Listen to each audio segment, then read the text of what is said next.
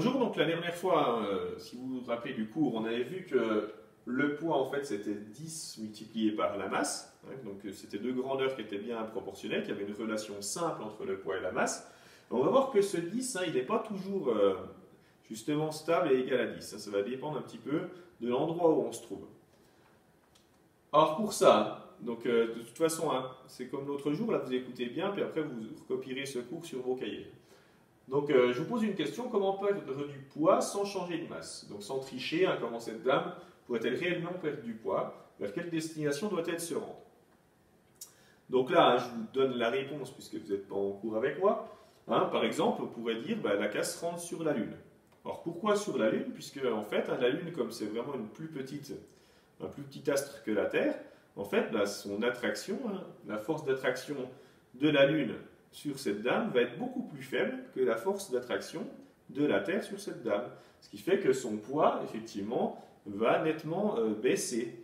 Par contre, hein, sa masse sera toujours la même, parce que quelle que soit sur Terre ou sur la Lune, elle aura toujours la même quantité de matière. Alors, pour perdre du poids, cette dame peut se rendre sur la Lune, car la force d'attraction de la Lune sur cette dame est plus faible que la force d'attraction de la Terre sur cette dame.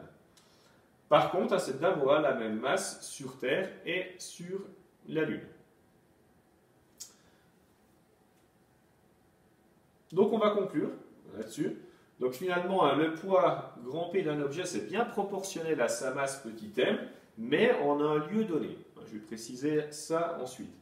Donc on a cette relation-là qu'il faut vraiment écrire en gros sur vos cahiers, qui est à savoir en troisième. Donc c'est le poids grand P, c'est égal à la masse, multiplié, alors pas par 10 tout le temps, mais par un coefficient qu'on appelle petit g. Alors, le poids c'est en newton, la masse c'est en kilogrammes, et ce petit g ça va être des newtons par kilogramme, et ça représente l'intensité de la pesanteur.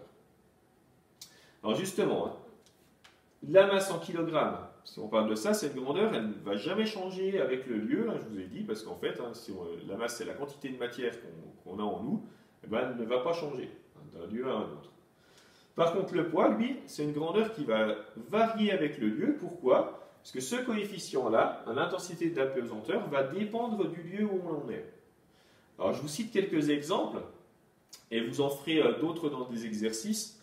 Alors, la vraie valeur, hein, dans la salle de classe ou à Paris, ce ne serait pas 10, hein, la valeur plus précise, c'est 9,81 newton par kilogramme. Donc on est vraiment très proche de 10, c'est ce qu'on avait trouvé en expérience.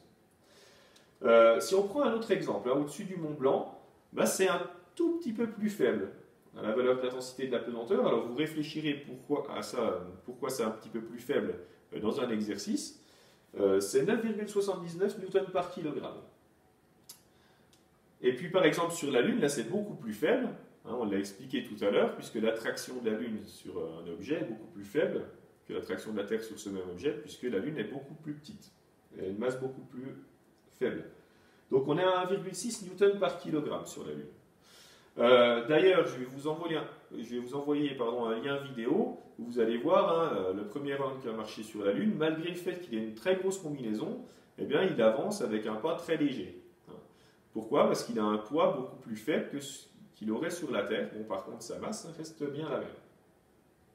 Voilà, donc maintenant, vous allez faire des exercices pour voir si vous avez compris cette partie-là. Il ne me reste plus qu'à vous souhaiter une bonne journée et puis bon courage.